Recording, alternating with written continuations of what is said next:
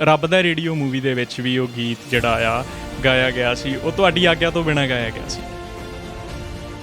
ਮੈਨੂੰ ਮਤਲਬ ਇੱਥੇ ਮੈਸੇਜ ਮਿਲਿਆ, ਸੁਨੇਹਾ ਮਿਲਿਆ ਵੀ ਰੱਬ ਦਾ ਰੇਡੀਓ ਕੋਈ ਫਿਲਮ ਬਣੀ ਹੈ ਅਤੇ ਉਹ ਮਤਲਬ ਜਾਣੀ ਕਿ ਉਹਦੇ 'ਚ ਤੁਹਾਡਾ ਗੀਤ ਮਤਲਬ ਪਾ ਲਿਆ ਗਿਆ। ਮੈਂ ਬਹੁਤਾ ਉਹਨੂੰ ਗੰਭੀਰਤਾ ਨਾਲ ਨਹੀਂ ਲਿਆ, ਪਰ ਇੱਕ ਮਤਲਬ ਮਨ ਦੇ ਵਿੱਚ ਤਾਂ ਇੱਕ ਆਈ ਵੀ ਯਾਰ ਵੀ ਜੇ ਬੰਦੇ ਮੈਨੂੰ ਫੋਨ ਵੀ ਕਰ ਲੈਂਦੇ ਤਾਂ ਮੈਂ ਕਹਿਣਾ ਸੀਗਾ ਵੀ ਠੀਕ ਹੈ ਯਾਰ।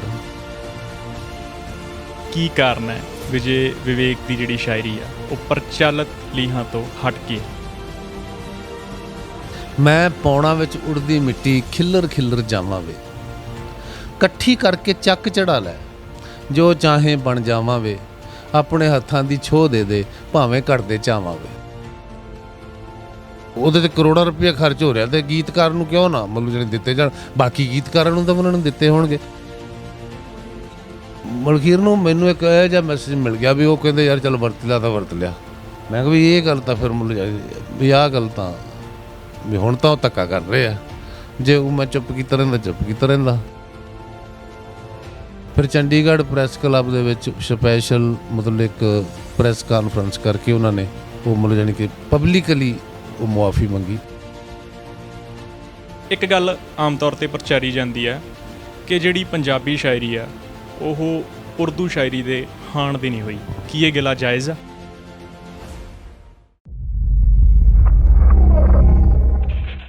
ਜਿਸਮ ਤੇ ਵੱਜਦੇ ਪੱਥਰਾਂ 'ਚੋਂ ਵੀ ਸੁਣ ਸਕਦੀ ਹੈ ਤਾਲ ਕੋਈ ਤਾਂ, ਦਿਲ ਦੇ ਜੰਗਲ ਦੇ ਵਿੱਚ ਲੱਗੀ ਅੱਗ ਵਿੱਚ ਗੀਤ ਵੀ ਹੋ ਸਕਦੇ ਨੇ, ਔਰ ਮਨ ਦੇ ਰੇਗਿਸਤਾਨ 'ਚ ਵੀ ਸਰਗਮ ਦਾ ਚਸ਼ਮਾ ਫੁੱਟ ਸਕਦਾ ਹੈ, ਰੂਹ ਦੇ ਰੁੱਖ ਤੋਂ ਝੜਦੇ ਪੱਤੇ ਇੱਕ ਸੰਗੀਤ ਵੀ ਹੋ ਸਕਦੇ ਨੇ।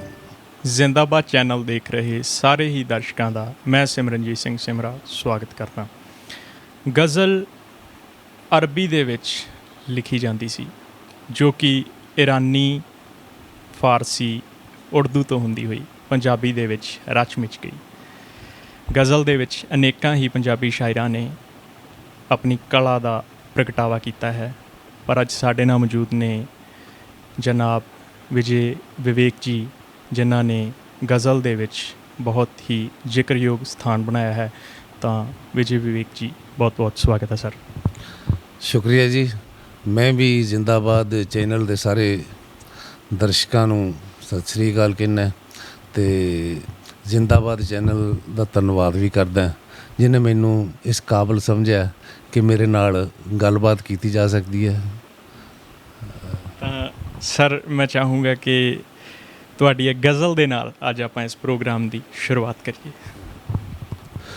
ਗਜ਼ਲ ਜਿਹੜੀ ਅਕਸਰ ਲਗਭਗ ਮੇਰੇ ਤੋਂ ਮੰਚਾਂ 'ਤੇ ਵੀ ਸੁਣੀ ਜਾਂਦੀ ਹੈ, ਪਰ ਜਦੋਂ ਕੋਈ ਮਿੱਤਰ ਮੇਰੇ ਨਾਲ ਗੱਲਬਾਤ ਕਰਦਾ ਹੈ ਤਾਂ ਉਦੋਂ ਤਾਂ ਜ਼ਰੂਰ ਕਹਿੰਦਾ ਵੀ ਪਹਿਲਾਂ ਹੀ ਕਹਿ ਦਿੰਦਾ ਵੀ ਉਹ ਗਜ਼ਲ ਸੁਣਾਇਆ ਜੇ। ਤਾਂ ਮੈਂ ਗਜ਼ਲ ਸੁਣਨਾ ਹੈ। ਉਹ ਗਜ਼ਲ ਹੈ ਕਿ ਜਿਸਮ ਤੇ ਵੱਜਦੇ ਪੱਥਰਾਂ 'ਚੋਂ ਵੀ ਸੁਣ ਸਕਦੀ ਹੈ ਤਾਲ ਕੋਈ ਤਾਂ, ਦਿਲ ਦੇ ਜੰਗਲ ਦੇ ਵਿੱਚ ਲੱਗੀ ਅੱਗ ਵਿੱਚ ਗੀਤ ਵੀ ਹੋ ਸਕਦੇ ਨੇ, ਔਰ ਮਨ ਦੇ ਰੇਗਿਸਤਾਨ 'ਚ ਵੀ ਸਰਗਮ ਦਾ ਚਸ਼ਮਾ ਫੁੱਟ ਸਕਦਾ ਹੈ, ਰੂਹ ਦੇ ਰੁੱਖ ਤੋਂ ਝੜਦੇ ਪੱਤੇ ਇੱਕ ਸੰਗੀਤ ਵੀ ਹੋ ਸਕਦੇ ਨੇ। ਉਹ ਸਾਗਰ ਵੱਲ ਨੂੰ ਵਹਿੰਦੇ ਪਾਣੀ ਪਰਬਤ ਵੱਲ ਵੀ ਮੁੜ ਸਕਦੇ ਨੇ, ਪੌਣਾ ਵਿੱਚ ਭਟਕਦੇ ਪੱਤੇ ਮੁੜ ਸ਼ਾਖਾ ਸੰਗ ਜੁੜ ਸਕਦੇ ਨੇ। ਸੁੱਚਾ ਹੋਵੇ ਇਸ਼ਕ ਦਾ ਜਜ਼ਬਾ, ਜੇਕਰ ਸਿਦਕ ਮੁਕੰਮਲ ਹੋਵੇ, ਤੱਤੀ ਤਵੀ ਤੇ ਭੱਠ ਦਾ ਰੇਤਾ ਠੰਡੇ ਸੀਤ ਵੀ ਹੋ ਸਕਦੇ ਨੇ। ਔਰ ਕੀ ਉਸ ਲਿਖਿਆ, ਕੀ ਉਸ ਪੜ੍ਹਿਆ, ਕੀ ਮੈਂ ਸੁਣਿਆ, ਕੀ ਤੂੰ ਆਖਿਆ। ਕੀ ਉਸ ਲਿਖਿਆ, ਕੀ ਉਸ ਪੜ੍ਹਿਆ, ਕੀ ਮੈਂ ਸੁਣਿਆ, ਕੀ ਤੂੰ ਆਖਿਆ। ਕੀ ਸਿਰਲੇਖ, ਕਹਾਣੀ ਕਿਸ ਦੀ, ਕਾਹਦਾ ਸਾਰ ਤੇ ਕਵਣ ਵਿਆਖਿਆ। ਇੱਕੋ ਅੱਖਰ 'ਚੋਂ ਮਿਲ ਸਕਦਾ ਹੈ ਆਪਣੇ ਹੋਣ ਥੀਣ ਦਾ ਮਕਸਦ, ਔਰ ਸਭੇ ਵੇਦ ਕਤੇਬ ਮਹਿਜ਼ ਇੱਕ ਬਾਤਚੀਤ ਵੀ ਹੋ ਸਕਦੇ ਨੇ। ਔਰ ਆਪਣੇ ਆਪਣੇ ਸ਼ੀਸ਼ੇ ਸਭ ਦੇ ਆਪਣੀ ਆਪਣੀ ਅੱਖ ਹੈ ਯਾਰਾ, ਆਪਣੇ ਆਪਣੇ ਸ਼ੀਸ਼ੇ ਸਭ ਦੇ ਆਪਣੀ ਆਪਣੀ ਅੱਖ ਹੈ ਯਾਰਾ। ਸਭ ਦਾ ਇਸ ਥਾਂ ਵਿਚਰਨ ਦਾ ਅੰਦਾਜ਼ ਹੀ ਵੱਖੋ ਵੱਖ ਹੈ ਯਾਰਾ। ਮੈਂ ਤੇਰੇ ਬਲਦੇ ਬੋਲਾਂ 'ਚੋਂ ਵੀ ਸੂਹੇ ਫੁੱਲ ਚੁਣ ਸਕਦਾ ਹਾਂ, ਤੈਨੂੰ ਮੇਰੇ ਅਥਰੂ ਪੱਥਰ ਜਿਹੇ ਪ੍ਰਤੀਤ ਵੀ ਹੋ ਸਕਦੇ ਨੇ। ਔਰ ਹਰ ਪਲ, ਹਰ ਥਾਂ, ਹਰ ਸ਼ੈ ਦਾ ਹੀ ਰੂਪ ਬਦਲਦਾ ਰਹਿੰਦਾ ਹੈ ਇੱਥੇ। ਹਰ ਪਲ ਹਰ ਥਾਂ ਹਰ ਸ਼ੈ ਦਾ ਹੀ ਰੂਪ ਬਦਲਦਾ ਰਹਿੰਦਾ ਹੈ ਇੱਥੇ। ਮਿੱਟੀ ਸੋਨੇ ਵਿੱਚ, ਸੋਨਾ ਮਿੱਟੀ ਵਿੱਚ ਢਲਦਾ ਰਹਿੰਦਾ ਹੈ ਇੱਥੇ। ਕੌਣ ਕਿਸੇ ਦਾ ਯਾਰ ਹੈ ਇੱਥੇ, ਸਭ ਕੁਝ ਬਦਲਣਹਾਰ ਹੈ ਇੱਥੇ। ਜਿਹੜੇ ਅੱਜ ਅਨੁਕੂਲ ਨੇ ਉਹ ਭਲਕੇ ਵਿਪਰੀਤ ਵੀ ਹੋ ਸਕਦੇ ਨੇ। ਔਰ ਘੁੰਡ ਹਟਾ ਕੇ, ਪਰਦੇ ਲਾ ਕੇ, ਫਿਕਰ ਮੁਕਾ ਕੇ ਮਿਲ ਸਕਦੇ ਹੋ। ਕੁੰਡ ਹਟਾ ਕੇ, ਪਰਦੇ ਲਾ ਕੇ, ਫਿਕਰ ਮੁਕਾ ਕੇ ਮਿਲ ਸਕਦੇ ਹੋ। ਜੋ ਕਹਿੰਦੇ ਸਨ ਸਾਨੂੰ ਮੌਤੋਂ ਅੱਗੇ ਆ ਕੇ ਮਿਲ ਸਕਦੇ ਹੋ। ਮੇਲ ਰਹੇ ਨੇ ਨਾਗਾਂ ਅੱਗੇ ਬਣ ਕੇ ਬੀਨਾ ਬੰਸਰੀਆਂ ਉਹ। ਭੇਤ ਨਹੀਂ ਸੀ ਇਹ ਜੋਗੀ ਇੰਨੇ ਭੈ ਭੀਤ ਵੀ ਹੋ ਸਕਦੇ ਨੇ। ਔਰ ਦਿਨ ਚੜ੍ਹਿਆ ਤਾਂ ਦਿਨ ਆਖਿਆ ਮੈਂ, ਰਾਤ ਪਈ ਤਾਂ ਰਾਤ ਕਹੀ ਹੈ। ਦਿਨ ਚੜ੍ਹਿਆ ਤਾਂ ਦਿਨ ਆਖਿਆ ਮੈਂ, ਰਾਤ ਪਈ ਤਾਂ ਰਾਤ ਕਹੀ ਹੈ। ਜਿਸ 'ਤੇ ਮੈਨੂੰ ਭੋਰਾ ਸ਼ੱਕ ਨਹੀਂ, ਮੈਂ ਓਨੀ ਹੀ ਬਾਤ ਕਹੀ ਹੈ। ਫਿਰ ਜੋ ਆਏ ਮੇਰੇ ਹਿੱਸੇ ਮੈਨੂੰ ਕੀ ਚਿੰਤਾ, ਉਹ ਕਿਸੇ ਛਿਣ ਭੰਗਰ ਵੀ ਹੋ ਸਕਦੇ ਨੇ, ਕਾਲ ਅਤੀਤ ਵੀ ਹੋ ਸਕਦੇ ਨੇ। ਉਹ ਜਿਸਮ 'ਤੇ ਵੱਜਦੇ ਪੱਥਰਾਂ 'ਚੋਂ ਵੀ ਸੁਣ ਸਕਦੀ ਹੈ ਤਾਲ ਕੋਈ ਤਾਂ। ਦਿਲ ਦੇ ਜੰਗਲ ਦੇ ਵਿੱਚ ਲੱਗੀ ਅੱਗ ਵਿੱਚ ਗੀਤ ਵੀ ਹੋ ਸਕਦੇ ਨੇ। ਉਹ ਮਨ ਦੇ ਰੇਗਿਸਤਾਨ 'ਚ ਵੀ ਸਰਗਮ ਦਾ ਚਸ਼ਮਾ ਫੁੱਟ ਸਕਦਾ ਹੈ। ਰੂਹ ਦੇ ਰੁੱਖ ਤੋਂ ਝੜਦੇ ਪੱਤੇ ਇੱਕ ਸੰਗੀਤ ਵੀ ਹੋ ਸਕਦੇ ਨੇ। ਕੀ ਬਾਤ ਹੈ ਜੀ। ਤਾਂ ਇਹ ਮੈਂ ਕਹਿਣਾ ਚਾਹੂੰਗਾ, ਤੁਸੀਂ ਕਿਹਾ ਕਿ ਹਰ ਮੁਸ਼ਾਇਰੇ ਦੇ ਵਿੱਚ ਇਹ ਗਜ਼ਲ ਮੈਥੋਂ ਜ਼ਰੂਰ ਸੁਣੀ ਜਾਂਦੀ ਆ, ਤਾਂ ਇਹ ਮੇਰੀ ਵੀ ਬਹੁਤ ਪਸੰਦੀਦਾ ਜਿਹੜੀ ਗਜ਼ਲ ਆ। ਹਰ ਮੁਸ਼ਾਇਰੇ ਨਹੀਂ ਤਾਂ ਬਲ ਘੱਟੋ ਘੱਟ ਵੀ ਜਿਹੜਾ ਵੀ ਬੰਦਾ ਮੇਰੇ ਨਾਲ, ਮੇਰਾ ਕੋਈ ਦੋਸਤ ਜਦੋਂ ਮੇਰੇ ਨਾਲ ਗੱਲਬਾਤ ਗੁਫ਼ਤਗੂ ਕਰਦਾ, ਉਦੋਂ ਪਹਿਲਾਂ ਹੀ ਗੁਫ਼ਤਗੂ ਤੋਂ ਪਹਿਲਾਂ ਹੀ ਮਤਲਬ ਇਹ ਗੱਲ ਕਹਿ ਦਿੰਦਾ ਵੀ ਮਤਲਬ ਜ਼ਰੂਰ ਸੁਣਾਉਣੀ ਆ। ਹਾਂ। ਤਾਂ ਸਰ ਮੈਂ ਇਸ ਦੇ ਨਾਲ ਹੀ ਪੁੱਛਣਾ ਚਾਹੂੰਗਾ ਕਿ ਕੀ ਕਾਰਨ ਹੈ ਵਿਜੇ ਵਿਵੇਕ ਦੀ ਜਿਹੜੀ ਸ਼ਾਇਰੀ ਆ ਉਹ ਪ੍ਰਚਲਿਤ ਲੀਹਾਂ ਤੋਂ ਹਟ ਕੇ ਆ?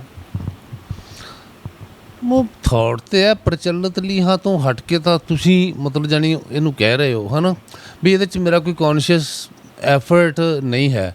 ਪਰ ਮਤਲਬ ਕੁਦਰਤੀ ਤੌਰ 'ਤੇ ਮਤਲਬ ਇਹ ਹੈ ਵੀ ਮੈਂ ਮਤਲਬ ਆਪਣੀ ਤਰ੍ਹਾਂ ਦਾ ਮਨੁੱਖ ਹੈ, ਆਪਣੀ ਤਰ੍ਹਾਂ ਦਾ।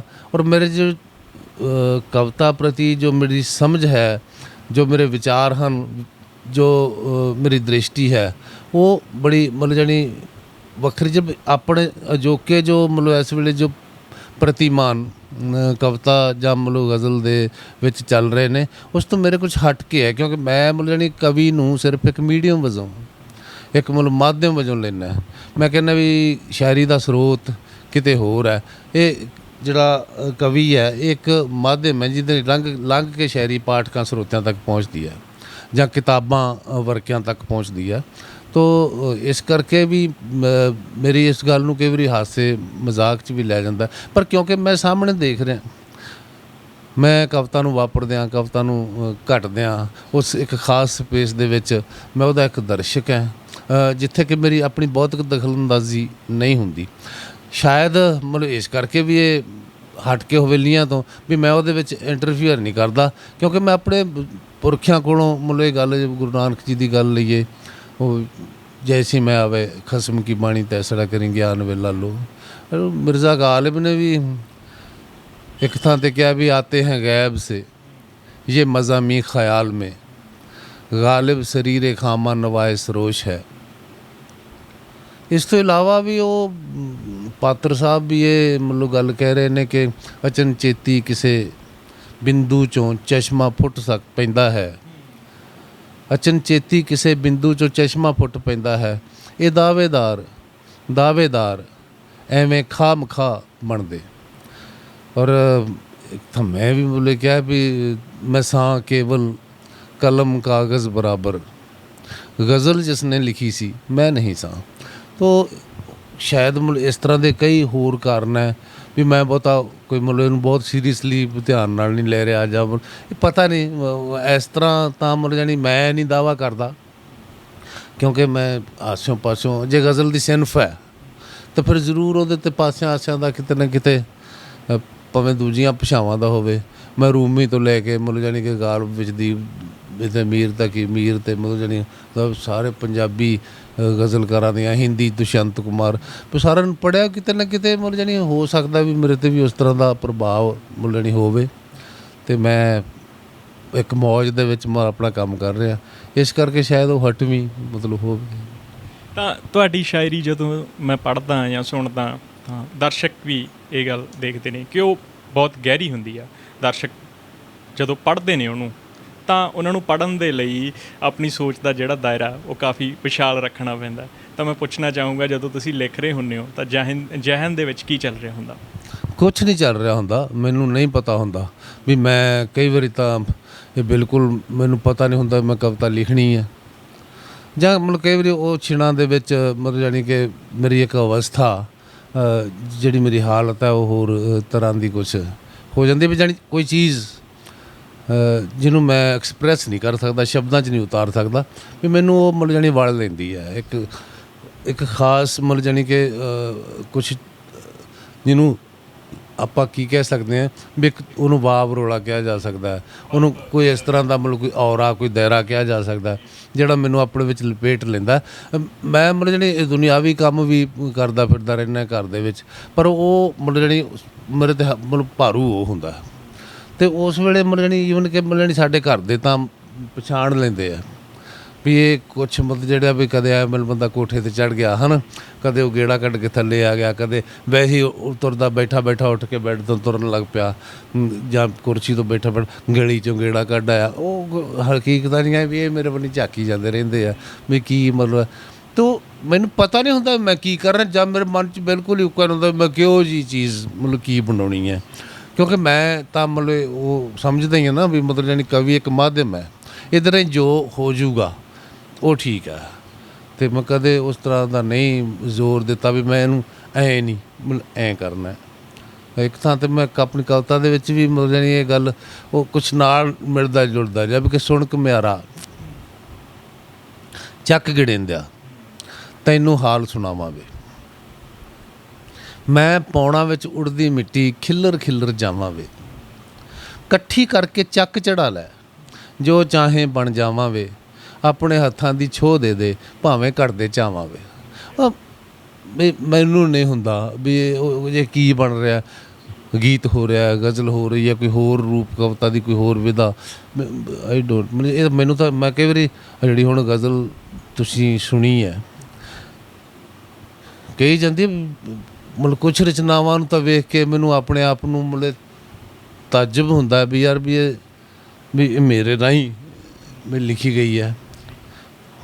ਅਤੇ ਜੇ ਹੁਣ ਇਹਦੇ ਨਾਲ ਦੀ ਕੋਈ ਹੋਰ ਕਵੇ ਮੈਨੂੰ, ਹਾਲਾਂਕਿ ਦੁਨੀਆ ਤਾਂ ਮੰਨਦੀ ਹੈ ਨਾ ਵੀ ਇਹ ਵਿਜੇ ਵਿਵੇਕ ਦਾ ਸਿਰਜਣਹਾਰ ਹੈ, ਜਾਂ ਗੀਤ ਜੋਗੀ ਚੱਲੇ ਵਰਗੇ, ਮੋਤੀ ਸਿਤਾਰੇ ਫੁੱਲ, ਇਹ ਪੂਰੇ ਸੰਸਾਰ ਦੇ ਵਿੱਚ ਜਿੱਥੇ ਪੰਜਾਬੀ ਬੈਠੇ ਆ ਉੱਥੇ ਸੁਣੇ ਜਾਂਦੇ ਆ, ਉੱਥੇ ਮਤਲਬ ਗਾਏ ਵੀ ਜਾਂਦੇ ਆ। ਇਹ ਮਤਲਬ ਗਜ਼ਲਾਂ ਬਹੁਤ ਸਾਰੀਆਂ ਇਸ ਤਰ੍ਹਾਂ ਦੀਆਂ ਨੇ ਉਹ ਮਤਲਬ, ਅਤੇ ਜੇ ਹੁਣ ਮੈਨੂੰ ਕੋਈ ਮੋਤੀ ਸਿਤਾਰੇ ਵਰਗਾ ਕੋਈ ਗੀਤ ਹੋਰ ਮਤਲਬ ਜਾਣੀ ਤੂੰ ਲਿਖ ਦੇ, ਅਤੇ ਹੋ ਸਕਦਾ ਵੀ ਉਦੋਂ ਵਧੀਆ ਵੀ ਅੱਗੇ ਨੂੰ ਕੋਈ ਗਾਹ ਨੂੰ ਮੈਂ ਜਾਣੀ ਲਿਖ ਦਿਆਂ, ਅਤੇ ਪਰ ਮਤਲਬ ਜਾਣੀ ਕੋਸ਼ਿਸ਼ ਨਾਲ ਸੰਭਵ ਨਹੀਂ ਹੁੰਦਾ। ਅਤੇ ਕੋਈ ਥਾਟ ਤਾਂ ਇੱਕ ਸਰਫੇਸ 'ਤੇ ਮਤਲਬ ਜਾਣੀ ਵਿਚਰ ਰਹੀ ਚੀਜ਼ ਹੈ। ਆਪਾਂ ਵਿਚਾਰ ਨੂੰ ਨਾ ਬਹੁਤ ਜ਼ਿਆਦਾ ਮਹੱਤਵ ਦਿੰਦੇ, ਵਿਚਾਰ ਹੈ ਨਾ, ਮੈਂ ਵਿਚਾਰ ਤਾਂ ਬਹੁਤ ਹਲਕੀ ਮਤਲਬ ਚੀਜ਼ ਹੈ, ਜਿਹੜੀ ਅਸਲੀ ਸੱਚ ਹੈ ਉਹ ਤਾਂ ਤੁਹਾਡੇ ਬਹੁਤ ਡੂੰਘਾ ਵਿਚਾਰ ਤਾਂ ਉੱਥੋਂ ਤੱਕ ਪਹੁੰਚਦਾ ਹੀ ਨਹੀਂ ਗਾ। ਮਸਲਨ ਵੀ ਤੁਸੀਂ ਕੋਈ ਹੁਣ ਮੰਨ ਲਓ ਕੋਈ ਆਦਤ ਹੈ ਤੁਹਾਨੂੰ ਹੈ ਨਾ, ਅਤੇ ਉਸ ਆਦਤ ਨੂੰ ਆਪਾਂ ਮਤਲਬ ਜਾਣੀ ਕਿ ਛੱਡਣਾ ਚਾਹੁੰਦੇ। ਮੈਂ ਇਹ ਗੱਲ ਵੀ ਕਹਿਣਾ ਵੀ ਉਹ ਜਿਹੜੇ ਬੰਦੇ ਨੇ ਪਿੱਛੇ ਜੇ ਇੱਕ ਮਤਲਬ ਦਿੱਲੀ ਦੇ ਵਿੱਚ ਰੇਪ ਹੋਇਆ ਸੀ, ਉਹਨਾਂ 'ਚ ਇੱਕ ਬੰਦਾ ਖੁਦਕੁਸ਼ੀ ਕਰ ਗਿਆ ਸੀ ਹੈ ਨਾ, ਹੋ ਸਕਦਾ ਹੈ ਵੀ ਵਿਚਾਰ ਦੇ ਪੱਖ ਤੋਂ ਉਹ ਬੰਦੇ ਬਹੁਤ ਮਤਲਬ ਉੱਚੇ ਹੋਣ, ਹੋ ਸਕਦਾ ਹੈ ਉਹਨਾਂ ਨੇ ਵੀ ਕਦੇ ਇੱਕ ਮਤਲਬ ਜਾਣੀ ਦੁਸ਼ਕਰਮ ਕਰਨ ਤੋਂ ਪਹਿਲਾਂ ਕਦੇ ਕਿਸੇ ਚੌਕ 'ਚ ਖੜ੍ਹ ਕੇ ਕਿਸੇ ਬਲਾਤਕਾਰੀ ਦੇ ਵਿਰੋਧ 'ਚ ਨਾਅਰੇ ਮਾਰੇ ਹੋਣ ਹੈ ਨਾ। ਹੋ ਸਕਦਾ ਵਿਚਾਰ ਦੇ ਪੱਧਰ 'ਤੇ ਬਹੁਤ ਮਤਲਬ ਜਾਣੀ ਕਿ, ਪਰ ਜਿਹੜੀਆਂ ਤੁਹਾਡੀਆਂ ਬਿਰਤੀਆਂ ਡੂੰਘੀਆਂ ਮਤਲਬ ਪਈਆਂ ਤੁਹਾਡੇ ਚਿੱਤ ਤੋਂ ਵੀ ਥੱਲੇ ਤੱਕ ਮਤਲਬ ਗਹਿਰਾ ਸੋਲ ਦੇ ਅਤੇ ਚਿੱਤ ਦੇ ਵਿਚਾਲੇ ਦਾ ਇੱਕ ਲੈਵਲ ਮਤਲਬ ਬਿਰਤੀਆਂ ਉੱਥੇ ਬੈਠੀਆਂ, ਤਾਂ ਉਹ ਫਿਰ ਵਿਚਾਰ ਤਾਂ ਮੈਂ ਮਤਲਬ ਸਮਝਦਾ ਬੜੇ ਸਰਫੇਸ 'ਤੇ ਗੁਜ਼ਰਨ, ਜਿਵੇਂ ਸਮੁੰਦਰ ਦੇ ਪਾਣੀ ਦੇ ਤਲ 'ਤੇ ਲਹਿਰਾਂ ਗੁਜ਼ਰਦੀਆਂ ਹੈ ਨਾ, ਉਸ ਤਰ੍ਹਾਂ ਦਾ ਵਿਚਾਰ ਹੁੰਦਾ। ਸੋ ਮੈਂ ਕਵਿਤਾ ਸਮਝਦਾ ਮੈਂ ਕਦੇ ਆਪਦਾ ਵਿਚਾਰ ਠੂਸਣ ਦੀ ਜਾਂ ਕਵਿਤਾ ਦੇ ਮੂੰਹ 'ਚ ਪਾਉਣ ਦੀ ਵੀ ਨਹੀਂ ਨਹੀਂ ਐ ਨਹੀਂ, ਮੈਂ ਤਾਂ ਐ ਕਹਿ ਤੂੰ ਕਵਿਤਾ ਨੂੰ ਆਖਾਂ, ਇਉਂ ਕਦੇ ਨਹੀਂ ਕੀਤਾ। ਤਾਂ ਤੁਸੀਂ ਮੋਤੀ ਸਿਤਾਰੇ ਦੀ ਗੱਲ ਕੀਤੀ ਆ, ਮੋਤੀ ਸਿਤਾਰੇ ਫੁੱਲ ਬਹੁਤ ਹੀ ਮਕਬੂਲ ਜਿਹੜਾ ਕਲਾਮ ਤੁਹਾਡਾ ਹੋਇਆ, ਦਿਲਬਾਗ ਚਹਿਲ ਜੀ ਨੇ ਗਾਇਆ, ਉਸ ਤੋਂ ਵੀ ਜ਼ਿਆਦਾ ਲੋਕਾਂ ਨੇ ਉਹਨੂੰ ਪਿਆਰ ਦਿੱਤਾ ਗੀਤ ਨੂੰ। ਤਾਂ ਰੱਬ ਦਾ ਰੇਡੀਓ ਮੂਵੀ ਦੇ ਵਿੱਚ ਵੀ ਉਹ ਗੀਤ ਜਿਹੜਾ ਆ ਗਾਇਆ ਗਿਆ ਸੀ, ਉਹ ਤੁਹਾਡੀ ਆਗਿਆ ਤੋਂ ਬਿਨਾਂ ਗਾਇਆ ਗਿਆ ਸੀ ਜਿੰਨਾ ਕੁ ਮੈਨੂੰ ਪਤਾ। ਤਾਂ ਉਹਦੇ 'ਤੇ ਤੁਹਾਡੇ ਕੁਝ ਮਿੱਤਰਾਂ ਨੇ ਕੇਸ ਵੀ ਫਾਈਲ ਜਿਹੜਾ ਕੀਤਾ ਸੀ ਉਸ ਗੀਤ ਨੂੰ ਲੈ ਕੇ ਫਿਲਮ ਦੀ ਟੀਮ ਦੇ ਉੱਤੇ। ਕੇਸ ਕੂਸ ਕੋਈ ਫਾਈਲ ਨਹੀਂ ਕੀਤਾ। ਤਾਂ ਮੈਂ ਚਾਹੂੰਗਾ ਉਹ ਵਾਕਿਆ ਜੋ ਸੀ ਸਾਡੇ ਨਾਲ। ਨਹੀਂ, ਕੇਸ ਕੂਸ ਕੋਈ ਫਾਈਲ ਨਹੀਂ ਕੀਤਾ। ਮੈਨੂੰ ਮਤਲਬ ਇੱਥੇ ਮੈਸੇਜ ਮਿਲਿਆ, ਸੁਨੇਹਾ ਮਿਲਿਆ ਵੀ ਰੱਬ ਦਾ ਰੇਡੀਓ ਕੋਈ ਫਿਲਮ ਬਣੀ ਹੈ, ਅਤੇ ਉਹ ਮਤਲਬ ਜਾਣੀ ਕਿ ਉਹਦੇ 'ਚ ਤੁਹਾਡਾ ਗੀਤ ਮਤਲਬ ਪਾ ਲਿਆ ਗਿਆ। ਅਤੇ ਮੈਂ ਮਤਲਬ ਹੋਰ ਤਰ੍ਹਾਂ ਦਾ ਮਤਲਬ ਬੰਦਾ, ਮੈਂ ਬਹੁਤਾ ਉਹਨੂੰ ਗੰਭੀਰਤਾ ਨਾਲ ਨਹੀਂ ਲਿਆ, ਪਰ ਇੱਕ ਮਤਲਬ ਮਨ ਦੇ ਵਿੱਚ ਤਾਂ ਇੱਕ ਆਈ ਵੀ ਯਾਰ ਵੀ ਜੇ ਬੰਦੇ ਮੈਨੂੰ ਫੋਨ ਵੀ ਕਰ ਲੈਂਦੇ ਤਾਂ ਮੈਂ ਕਹਿਣਾ ਸੀਗਾ ਵੀ ਠੀਕ ਹੈ ਯਾਰ। ਉਹ ਕਰਦਿਆਂ ਕਰਾਉਂਦਿਆਂ ਕੁਛ ਨਾ ਮੇਰੇ ਮਿੱਤਰਾਂ ਦੋਸਤਾਂ ਨੇ ਗੱਲ ਮਤਲਬ ਚੁੱਕ ਲਈ, ਅਤੇ ਉੱਥੇ ਮਤਲਬ ਇਹ ਵੀ ਸੀ ਪੈਸੇ ਮਿਲਣੇ ਚਾਹੀਦੇ ਆ, ਮਤਲਬ ਜਾਣੀ ਜੇ ਕਰੋੜਾਂ ਦਾ ਬਿਜ਼ਨਸ ਮਤਲਬ ਉਹਦੇ 'ਤੇ ਕਰੋੜਾਂ ਰੁਪਈਆ ਖਰਚ ਹੋ ਰਿਹਾ, ਅਤੇ ਗੀਤਕਾਰ ਨੂੰ ਕਿਉਂ ਨਾ ਮਤਲਬ ਜਿਹੜੇ ਦਿੱਤੇ ਜਾਣ। ਬਾਕੀ ਗੀਤਕਾਰਾਂ ਨੂੰ ਤਾਂ ਉਹਨਾਂ ਨੂੰ ਦਿੱਤੇ ਹੋਣਗੇ, ਸਿੰਗਰ ਨੂੰ ਦਿੱਤੇ ਹੋਣਗੇ, ਕੈਮਰਾਮੈਨ ਨੂੰ ਦਿੱਤੇ ਹੋਣਗੇ, ਡਾਇਰੈਕਟਰ ਨੂੰ ਦਿੱਤੇ ਹੋਣਗੇ, ਅਸਿਸਟੈਂਟ ਡਾਇਰੈਕਟਰ ਨੂੰ ਦਿੱਤੇ ਹੋਣਗੇ, ਜੋ ਜਿੰਨੀ ਵੀ ਸਾਰੀਆਂ ਮਤਲਬ ਟੀਮਾਂ ਵੱਧ, ਕੋਸਟਿਊਮ ਮੇਕਰ ਤੱਕ ਜਾਂ ਮੇਕਅਪ ਦੇ ਮੈਨ ਤੱਕ, ਮਤਲਬ ਉਹ ਸਾਰੇ ਜੋ ਵੀ ਆ ਮਤਲਬ ਜਾਣੀ ਉਹਨਾਂ ਨੂੰ ਪੈਸੇ ਦਿੱਤੇ ਵੀ ਗੀਤਕਾਰ ਨੂੰ ਕਿਉਂ ਨਾ ਮਿਲਣ। ਮਨ 'ਚ ਤਾਂ ਮੇਰੇ ਮਤਲਬ ਇਹ ਸੀ ਕਿ, ਪਰ ਮੈਂ ਬਹੁਤ ਗੰਭੀਰਤਾ ਨਾਲ ਨਹੀਂ ਲਿਆ, ਅਤੇ ਉਹ ਆਪਣੇ ਸੋਸ਼ਲ ਮੀਡੀਆ 'ਤੇ ਗੱਲ ਕਾਫੀ ਮਤਲਬ ਫੈਲ ਗਈ। ਤੋ ਮਲਖੀਰ ਨੂੰ ਮੈਨੂੰ ਇੱਕ ਇਹੋ ਜਿਹਾ ਮੈਸੇਜ ਮਿਲ ਗਿਆ ਵੀ ਉਹ ਕਹਿੰਦੇ ਯਾਰ ਚੱਲ ਵਰਤ ਲਿਆ ਤਾਂ ਵਰਤ ਲਿਆ। ਮੈਂ ਕਿਹਾ ਵੀ ਇਹ ਗੱਲ ਤਾਂ ਫਿਰ ਮਤਲਬ ਵੀ ਆਹ ਗੱਲ ਤਾਂ ਵੀ ਹੁਣ ਤਾਂ ਉਹ ਧੱਕਾ ਕਰ ਰਹੇ ਆ, ਜੇ ਉਹ ਮੈਂ ਚੁੱਪ ਕੀਤਾ ਰਹਿੰਦਾ। ਫਿਰ ਮੈਂ ਆਪਣੇ ਮਿੱਤਰ ਜੀ ਦੇ ਰਾਹੀਂ ਮੈਨੂੰ ਇਹ ਸੁਨੇਹਾ ਆਇਆ, ਅਤੇ ਮੈਂ ਉਹਨੂੰ ਕਿਹਾ, ਮੈਂ ਕਿਹਾ ਚੰਗਾ ਫਿਰ ਵੀ ਆਪਾਂ ਮਤਲਬ ਮੈਂ ਕੱਲ੍ਹ ਨੂੰ ਉੱਥੇ ਕਰਦਾ ਪ੍ਰੈਸ ਕਾਨਫਰੰਸ ਮਤਲਬ ਚੰਡੀਗੜ੍ਹ 'ਚ। ਉਹ ਖਬਰ ਉਹਨਾਂ ਤੱਕ ਪਹੁੰਚ ਗਈ, ਫਿਰ ਮੇਰੇ ਉੱਥੇ ਜਾਣ ਤੋਂ ਪਹਿਲਾਂ ਹੀ ਮਤਲਬ ਬੰਦੇ ਪਹੁੰਚ ਗਏ ਇੱਥੇ, ਤਾਂ ਸਾਡੀ ਕੰਪਰੋਮਾਈਜ਼ ਹੋ ਗਿਆ ਇੱਕ ਤਰ੍ਹਾਂ ਨਾਲ, ਕੁਛ ਮਾਇਆ ਦੇ ਗਏ, ਕੁਛ ਮਤਲਬ ਜਾਣੀ ਕਿ ਵੈਸੇ ਮਾਫੀ ਵੀ ਮੰਗੇ। ਫਿਰ ਚੰਡੀਗੜ੍ਹ ਪ੍ਰੈਸ ਕਲੱਬ ਦੇ ਵਿੱਚ ਸਪੈਸ਼ਲ ਮਤਲਬ ਇੱਕ ਪ੍ਰੈਸ ਕਾਨਫਰੰਸ ਕਰਕੇ ਉਹਨਾਂ ਨੇ ਉਹ ਮਤਲਬ ਜਾਣੀ ਕਿ ਪਬਲਿਕਲੀ ਉਹ ਮੁਆਫੀ ਮੰਗੀ, ਕਿਹਾ ਵੀ ਸਾਡਾ ਮਤਲਬ ਜਾਣੀ ਪੰਜਾਬੀ ਦਾ ਉਹ ਮਤਲਬ ਜਾਣੀ ਕਿ ਬੜਾ ਮਤਲਬ ਜਾਣੀ ਕਿ ਮੰਨਿਆ ਪਰਮੰਨਿਆ ਪੋਇਟ ਹੈਗਾ, ਅਤੇ ਉਹ ਫਿਰ ਮਤਲਬ ਜਾਣੀ ਸਾਡਾ ਸਮਝਦਾ। ਫਿਰ ਮਤਲਬ ਮੈਂ ਕਹਿਤਾ ਵੀ ਠੀਕ ਹੈ ਯਾਰ ਵੀ ਮਤਲਬ, ਫਿਰ ਉਹਨਾਂ ਨੂੰ ਵੈਸੇ ਹੀ ਮੈਂ ਕਹਿਤਾ ਸੀ ਵੀ ਇਸ ਤਰ੍ਹਾਂ ਨੇ ਮਤਲਬ ਠੀਕ ਨਹੀਂ ਹੈ ਇਹ ਗੱਲ, ਵੀ ਗੀਤਕਾਰ ਹੈ ਉਹ, ਜਦੋਂ ਆਪਾਂ ਹਰ ਮਤਲਬ ਤੁਹਾਡੇ ਝਾੜੂ ਦੇਣ ਵਾਲੇ ਤੋਂ ਲੈ ਕੇ ਤੁਸੀਂ ਮਤਲਬ ਸਾਰਿਆਂ ਨੂੰ ਦੇ ਰਹੇ ਹੋ, ਠੀਕ ਹੈ ਨਾ, ਅਤੇ ਵੀ ਉਹਨੂੰ ਕਿਉਂ ਨਹੀਂ।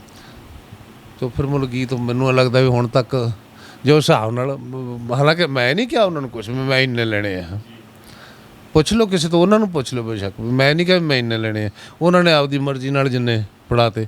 ਔਰ ਮਤਲਬ ਇਹ ਮੈਂ ਦਾਅਵਾ ਕਰ ਸਕਦਾ ਵੀ ਹੁਣ ਤੱਕ ਮਤਲਬ ਪੰਜਾਬੀ ਫਿਲਮ ਇੰਡਸਟਰੀ ਦੇ ਵਿੱਚ ਸਭ ਤੋਂ ਮਹਿੰਗਾ ਗੀਤ ਮਤਲਬ ਮੋਤੀ ਸਿਤਾਰੇ ਫੁੱਲ। ਮੈਂ ਕਹੂੰਗਾ ਕਿ ਦਰਸ਼ਕਾਂ ਨੂੰ ਇਹ ਵੀ ਦੱਸ ਦਿਓ ਕਿੰਨੇ ਦਾ ਵਿਕਿਆ ਸੀ ਉਹ ਗੀਤ। ਨਹੀਂ ਇਹ ਤੁਸੀਂ ਮਤਲਬ ਜਾਇਓ, ਇਹ ਰਹਿਣ ਦਿਓ। ਹਾਂ ਜੀ ਸਰ। ਤਾਂ ਸਰ ਮੈਂ ਇਹ ਵੀ ਪੁੱਛਣਾ ਚਾਹੂੰਗਾ ਕਿ ਮੋਤੀ ਸਿਤਾਰੇ ਫੁੱਲ ਦੇ ਜਿਹੜੇ ਲਿਖਣ ਪਲ ਸੀ ਉਹ ਸਾਡੇ ਦਰਸ਼ਕਾਂ ਨਾਲ ਸਾਂਝੇ ਕਰੋ। ਨਹੀਂ ਮਤਲਬ ਇਸ ਤਰ੍ਹਾਂ ਹੁਣ ਮੈਂ ਜਿਹੜੀ ਆਪਾਂ ਗੱਲਬਾਤ ਕਰਦੇ ਰਹੇ ਹਾਂ, ਜੇ ਮੈਂ ਹੁਣ ਉਹ ਪਲ ਇਸ ਤਰ੍ਹਾਂ ਦੇ ਨਹੀਂ ਕੁਛ, ਮਤਲਬ ਨਹੀਂ ਪਹਿਲਾਂ 2 ਪੈਰੇ ਮਤਲਬ ਇਹਦੇ ਲਿਖੇ ਗਏ ਸੀ, ਜਿਹੜੇ ਉੱਪਰਲੇ 2 ਪੈਰੇ ਆ, ਫਿਰ ਕੋਈ 6 ਮਹੀਨਿਆਂ ਬਾਅਦ ਮਤਲਬ ਦਾ ਤੀਸਰਾ ਪੈਰਾ, ਫਿਰ ਉਦੋਂ ਜਿਹੜੇ 2 ਪੈਰੇ ਬਾਅਦ 'ਚ ਉਦੋਂ ਵੀ 6 ਮਹੀਨਿਆਂ ਬਾਅਦ। ਸੋ 2-2.5 ਸਾਲ ਦਾ ਮਤਲਬ ਪ੍ਰੋਸੈਸ ਸੀ, ਅਤੇ ਉਹਨੂੰ ਬਿਆਨ ਨਹੀਂ ਕੀਤਾ ਜਾ ਸਕਦਾ। ਤਾਂ ਸਰ ਜਦੋਂ ਸ਼ਾਇਰੀ ਦੀ ਗੱਲ ਕੀਤੀ ਜਾਂਦੀ ਆ ਤਾਂ ਸਾਡੇ ਦਿਮਾਗ ਦੇ ਵਿੱਚ ਫੈਜ਼, ਮੀਰ, ਗਾਲਿਬ, ਸ਼ਿਵ ਇਹਨਾਂ ਦਾ ਨਾਮ ਆਉਂਦਾ। ਤਾਂ ਇੱਕ ਗੱਲ ਆਮ ਤੌਰ 'ਤੇ ਪ੍ਰਚਾਰੀ ਜਾਂਦੀ ਹੈ ਕਿ ਜਿਹੜੀ ਪੰਜਾਬੀ ਸ਼ਾਇਰੀ ਆ ਉਹ ਉਰਦੂ ਸ਼ਾਇਰੀ ਦੇ ਹਾਣ ਦੀ ਨਹੀਂ ਹੋਈ। ਕੀ ਇਹ ਗੱਲਾਂ ਜਾਇਜ਼ ਆ? ਨਹੀਂ ਦੇਖੋ ਮਤਲਬ ਐਂ ਤਾਂ ਨਹੀਂ ਹੈ, ਮਤਲਬ ਜਾਣੀ ਕਿ ਵੇਖੋ ਉਹ ਹੁਣ ਕਿਸੇ ਵੀ ਭਾਸ਼ਾ ਦਾ ਦਾਇਰਾ ਵੀ ਉਹਦਾ ਕਿੱਡਾ ਹੈ ਨਾ। ਹੁਣ ਉਰਦੂ ਜ਼ੁਬਾਨ ਦਾ ਦਾਇਰਾ ਪੰਜਾਬੀ ਜ਼ੁਬਾਨ ਨਾਲੋਂ ਵੱਡਾ ਹੈ, ਤੋ ਸੁਭਾਵਿਕ ਗੱਲ ਹੈ ਕਿ ਉੱਥੇ ਸ਼ਾਇਰ ਵੀ ਵੱਧ ਹੋਣਗੇ ਹੈ ਨਾ। ਔਰ ਉੱਥੋਂ ਜਿਹੜੀ ਸਾਡੇ ਤੱਕ ਪਹੁੰਚ ਰਹੀ ਹੈ ਉਹ ਚੁਣਿੰਦਾ ਹੋਊਗੀ। ਹਰੇਕ ਉਰਦੂ ਸ਼ਾਇਰ ਦੀ ਸ਼ਾਇਰੀ ਪਾਕਿਸਤਾਨ ਦੇ ਦੀ, ਹਿੰਦੁਸਤਾਨ ਦੇ ਦੀ, ਜਾਂ ਉਸ ਤੋਂ ਪਾਸੇ ਵੀ ਉਰਦੂ ਜ਼ੁਬਾਨ ਮਤਲਬ ਅਰਬ ਕੰਟਰੀ ਦੇ ਵਿੱਚ ਦੀ ਬੋਲੀ ਸਮਝੀ ਜਾਂਦੀ ਹੈ। ਉੱਥੋਂ ਦੀ ਵੀ ਜਿਹੜੇ ਸ਼ਾਇਰ ਹੋਣਗੇ ਮਤਲਬ ਜਾਣੀ ਉਹਨਾਂ ਦੀ ਸ਼ਾਇਰੀ ਚੁਣਿੰਦਾ ਔਰ ਸ਼ਹੀਦੀ ਹੋਈ ਸਾਡੇ ਤੱਕ ਪਹੁੰਚਦੀ ਹੋਊ। ਅਤੇ ਠੀਕ ਆ, ਵਾਕਿਆ ਵੀ ਗਾਲਬ, ਮੀਰ, ਜ਼ੌਕ ਵੱਡੇ ਸ਼ਾਇਰ ਹੋਏ ਆ, ਮਤਲਬ ਜਾਣੀ ਫਿਰ ਉਸ ਤੋਂ ਬਾਅਦ ਜੋ ਮਤਲਬ ਫੈਜ਼ ਜਾਂ ਆਪਣੇ ਕਤੀਲ ਸ਼ਫਾਈ, ਮਤਲਬ ਸਾਹਿਰ, ਉਹ ਆਪਣੇ ਨਾਸਿਰ, ਵੱਡੇ ਮਤਲਬ ਸ਼ਾਇਰ ਹੋਏ ਨੇ। ਹੋਰ ਵੀ ਮਤਲਬ ਲੋਕ, ਮਨੀਰ ਨਿਆਜ਼ੀ। ਅਤੇ ਹੁਣ ਸਮਕਾਲ ਦੀ ਜੇ ਸਾਡੀ ਮਤਲਬ ਜਾਣੀ ਕਿ ਨੂੰ ਦੇਖਿਆ ਜਾਵੇ ਤਾਂ ਵਿੱਚ ਮਤਲਬ ਬਸ਼ੀਰ ਬਦਰ, ਵਸੀਮ ਬਰੇਲਵੀ ਵਰਗੇ ਮਤਲਬ ਜਾਣੀ ਕਿ ਉਹ ਸ਼ਾਇਰ ਮਤਲਬ ਹਿੰਦੁਸਤਾਨ ਦੇ ਵਿੱਚ ਹੋਏ ਨੇ। ਪਰ ਜੇ ਹੁਣ ਜਿਹੜੀ ਇਸ ਵੇਲੇ ਸਮਕਾਲ ਦੇ ਵਿੱਚ ਵੇਖਿਆ ਜਾਵੇ ਤਾਂ ਕਦੇ ਕਦੇ ਲੱਗਦਾ ਵੀ ਮਤਲਬ ਜਾਣੀ ਵੀ ਹੁਣ ਉਰਦੂ 'ਚ ਮਤਲਬ ਓਡਾ ਸੁਰਜੀਤ ਪਾਤਰ ਜਿੱਡਾ ਬੰਦਾ ਨਹੀਂ ਹੈ, ਜਾਂ ਸਾਡੇ ਗੁਰਤੇਜ ਕੁਹਾਰ ਵਾਲਾ ਜਿੱਡਾ ਬੰਦਾ ਮਤਲਬ ਉਰਦੂ 'ਚ ਨਹੀਂ ਹੈ। ਮੈਨੂੰ ਕੋਈ ਮਤਲਬ ਜਾਣੀ ਕਿ ਸ਼ੱਕ ਨਹੀਂ ਇਹ ਕਹਿੰਦੇ ਨੂੰ, ਮਤਲਬ ਕੋਈ ਮਤਲਬ ਜਾਣੀ ਕਿ ਝਿਜਕ ਨਹੀਂ ਹੈ ਵੀ ਇਸ ਵੇਲੇ ਠੀਕ ਆ ਵੀ ਉਹਨਾਂ ਨੂੰ ਵੱਡੇ ਕੋਈ ਦਾਇਰਾ ਵੱਡਾ ਹੈ ਨਾ। ਇੱਕੋ ਮੁਸ਼ਾਇਰੇਬਾਜ਼ੀ ਦਾ ਰਿਵਾਜ਼ ਮਤਲਬ ਜਾਣੀ ਉਰਦੂ 'ਚ ਜ਼ਿਆਦਾ ਹੈ।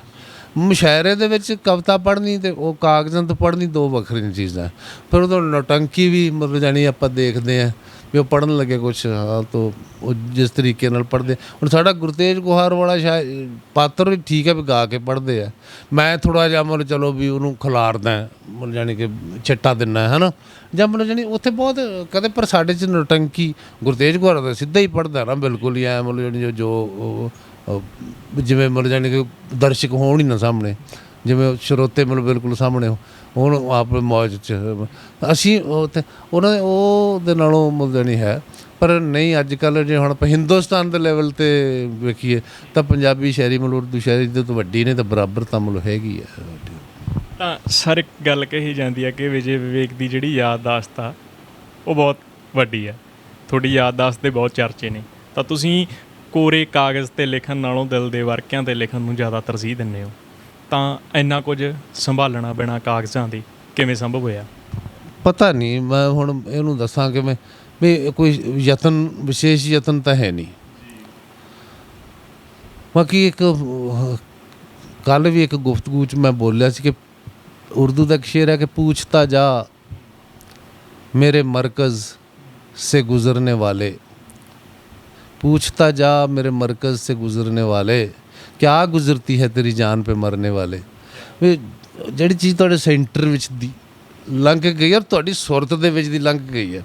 ਵੇਖੋ ਹੁਣ ਮਤਲਬ ਜਾਣੀ ਉੱਥੇ ਗੱਲ 'ਤੇ ਆ ਗਈ ਕਵਿਤਾ। ਹਾਂ ਵੀ ਮੈਂ ਉਹਨੂੰ ਘੱਟ ਦੀ ਨੂੰ ਵੇਖ ਰਿਹਾ, ਉਹ ਮੇਰੇ ਵਿੱਚ ਦੀ, ਮੇਰੇ ਕੇਂਦਰ ਦੇ ਵਿੱਚ ਦੀ ਟੱਪ ਕੇ ਜਾ ਰਹੀ ਹੈ ਚੀਜ਼, ਔਰ ਮੇਰੀਆਂ ਅੱਖਾਂ ਦੇ ਸਾਹਮਣੇ ਮੇਰੀ ਹੋਸ਼ ਦੇ ਵਿੱਚ ਟੱਪ ਕੇ ਜਾ ਰਹੀ ਹੈ ਨਾ।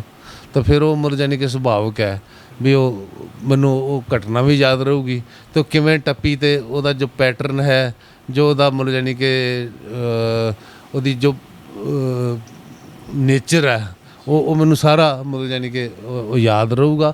ਦੂਸਰੀ ਗੱਲ ਵੀ ਮੇਰੇ ਵਾਸਤੇ ਜੀਵੰਤ ਵਰਤਾਰਾ ਹੈ ਮਤਲਬ ਜਿਹੜੀ ਸ਼ਾਇਰੀ ਹੈ ਨਾ, ਇਹ ਗਜ਼ਲਾਂ, ਗੀਤ ਦੂਜਿਆਂ ਦੇ ਵੀ ਅਤੇ ਆਪਣੇ ਵੀ ਇਹ ਜਿਉਂਦੀਆਂ ਚੀਜ਼ਾਂ ਨੇ, ਇਹ ਤੁਰੀਆਂ ਫਿਰਦੀਆਂ ਨੇ। ਮੇਰੇ ਆਲੇ ਦੁਆਲੇ ਇੱਕ ਝੁਰਮਟ ਹੈ ਮੇਰੀਆਂ ਗਜ਼ਲਾਂ ਦਾ, ਉਹ ਮੇਰਾ ਪਰਿਵਾਰ ਹੈ ਅਤੇ ਉਹਦੇ ਵਿੱਚ ਮਤਲਬ ਜਾਣੀ ਕਿ ਜਦੋਂ ਮੈਂ ਮਤਲਬ ਜਾਣੀ ਕਿ ਉਹ ਵੇਖਦਾ ਵੀ ਕਿਹੜੀ ਪੜ੍ਹਨੀ ਹੈ ਤਾਂ ਮੈਂ ਆਵਾਜ਼ ਮਾਰਦਾ ਅਤੇ ਬਹੁਤ ਸਾਰੀਆਂ ਆ ਰਹੀਆਂ ਹੁੰਦੀਆਂ, ਬਹੁਤ ਸਾਰੀਆਂ।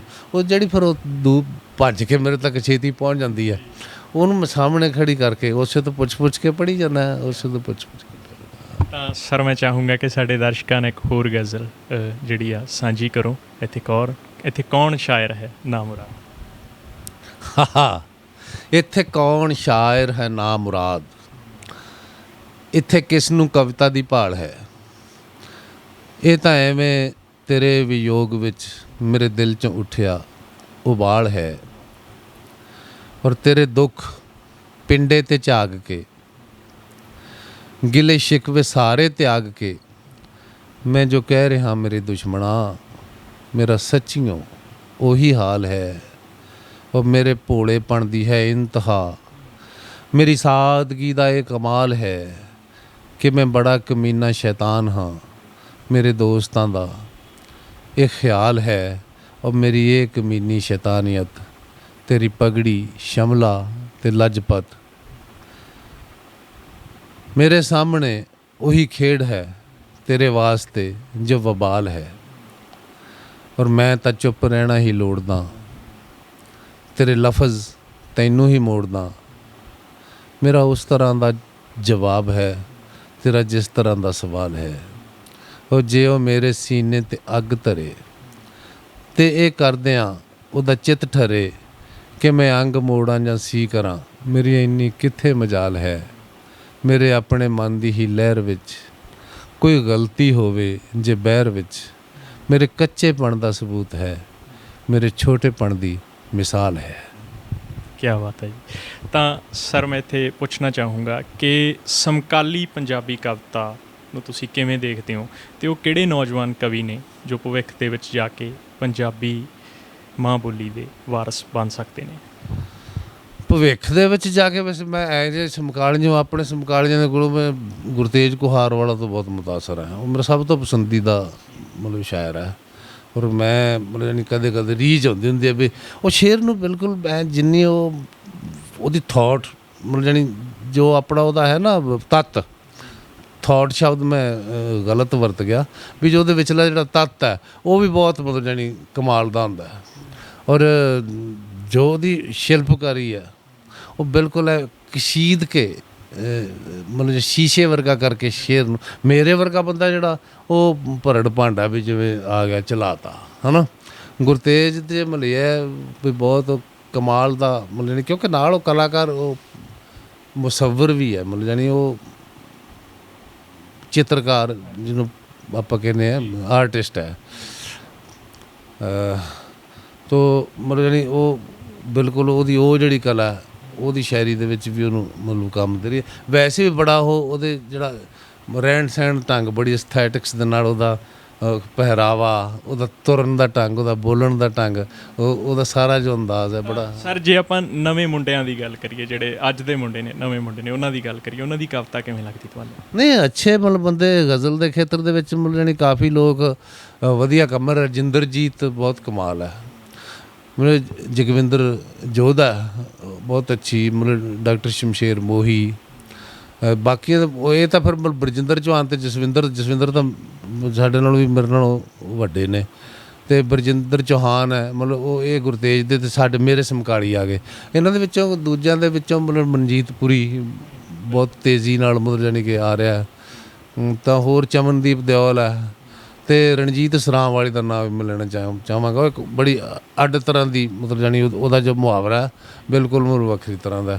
ਹੋਰ ਵੀ ਮਤਲਬ ਯਾਨੀ ਕਿ ਹੁਣ ਸਾਰਿਆਂ ਦੇ ਨਾਂ ਨਹੀਂ ਲੈ ਜਾ ਸਕਦੇ, ਬੜੇ ਅੱਛੇ ਮਤਲਬ ਕਵੀ ਹੈਗੇ ਨੇ। ਨਜ਼ਮ ਦੇ ਵਿੱਚ ਵੀ ਮਤਲਬ ਯਾਨੀ ਕਿ ਲੋਕ ਮਤਲਬ ਯਾਨੀ ਅੱਛੇ ਮਤਲਬ ਆ ਰਹੇ ਨੇ। ਕੁੜੀ ਇੱਕ ਲੜਕੀ ਸ਼ਮਿੰਦਰ ਕੌਰ ਹੈ, ਬਹੁਤ ਅੱਛੀ ਲਿਖ ਰਹੀ ਹੈ। ਅਤੇ ਹੋਰ ਗਜ਼ਲ ਦੇ ਵਿੱਚ ਵੀ ਲੜਕੀਆਂ ਮਤਲਬ ਜਿਹੜੀਆਂ ਨਵੀਆਂ, ਕਰਮਜੀਤ ਕੌਰ ਜਲਾਲ ਹੈ, ਸਿਮਰਨ ਅਕਸ ਹੈ, ਮਤਲਬ ਆ ਰਹੀਆਂ ਨੇ, ਬਹੁਤ ਅੱਛਾ। ਸਰ ਇੱਥੇ ਮੈਂ ਪੁੱਛਣਾ ਚਾਹੂੰਗਾ ਕਿ ਚੱਪਾ ਖੂ ਪੂਰਬ ਨੂੰ ਆਇਆ ਹੈ ਨਾ, ਲਗਭਗ 21 ਸਾਲ ਹੋ ਗਏ ਨੇ, ਤਾਂ ਹੋਰ ਜਿਹੜੇ ਤੁਹਾਡੇ ਪਾਠਕ ਨੇ ਉਹਨਾਂ ਨੂੰ ਹੋਰ ਕਿੰਨਾ ਕੁ ਇੰਤਜ਼ਾਰ ਕਰਨਾ ਪਊਗਾ ਅਗਲੀ ਕਿਤਾਬ ਦੇ ਲਈ? ਵੀ ਗੱਲ ਇਹ ਆ ਵੀ ਪਹਿਲਾਂ ਵੀ 21 ਸਾਲ ਕੰਮ ਯਾਨੀ 20 ਸਾਲ ਲਾ ਲਓ ਤੁਸੀਂ ਕੰਮ ਕਰਕੇ ਮਤਲਬ ਕਿਤਾਬ ਛਪਾਈ ਸੀ। ਮੈਂ ਬਹੁਤ ਘੱਟ ਲਿਖਦਾ ਅਤੇ ਹੁਣ ਮਤਲਬ ਕਿਤਾਬ ਦਾ ਮੈਟਰ ਹੈਗਾ, ਕਰ ਰਹੇ ਹਾਂ ਮਤਲਬ ਭੂਮਿਕਾ ਲਿਖਣ ਦਾ ਮੇਰਾ ਆਪਣਾ ਮਤਲਬ ਇਰਾਦਾ ਹੈ, ਉਹਦੇ ਨਾਲ ਮੈਂ ਕਾਫੀ ਘੁਲ ਰਿਹਾ। ਤੋ ਉਹ ਮਤਲਬ ਜਾਣੀ ਮੇਰਾ ਖਿਆਲ ਹੈ ਹੋ ਜੂਗੀ ਜਲਦੀ। ਹੁਣ ਮਤਲਬ ਇਹ ਵੀ ਇਹ ਇੱਛਾ ਤਾਂ ਹੈ ਵੀ ਜਲਦੀ ਆ ਜੇ, ਮੇਰੀ ਵੀ ਇੱਛਾ ਹੁਣ, ਪਰ ਮਤਲਬ ਜਾਣੀ ਉਹ ਕਹਿੰਦੇ ਹੁੰਦੇ ਵੀ ਹਰ ਚੀਜ਼ ਦਾ ਸਮਾਂ ਹੁੰਦਾ, ਉਹ ਆਊਗੀ ਤਾਂ। ਮੈਨੂੰ ਕਾਲ ਕੂਲ ਪਹਿਲਾਂ ਵੀ ਨਹੀਂ ਸੀ, ਹੁਣ ਵੀ ਮਤਲਬ ਨਹੀਂ ਹੈ। ਪਹਿਲਾਂ ਵੀ 21 ਸਾਲ ਕੰਮ ਕਰਕੇ ਛਪਾਈ ਸੀ, ਹੁਣ ਵੀ ਇੰਨਾ ਕੁ ਟਾਈਮ ਹੋ ਗਿਆ।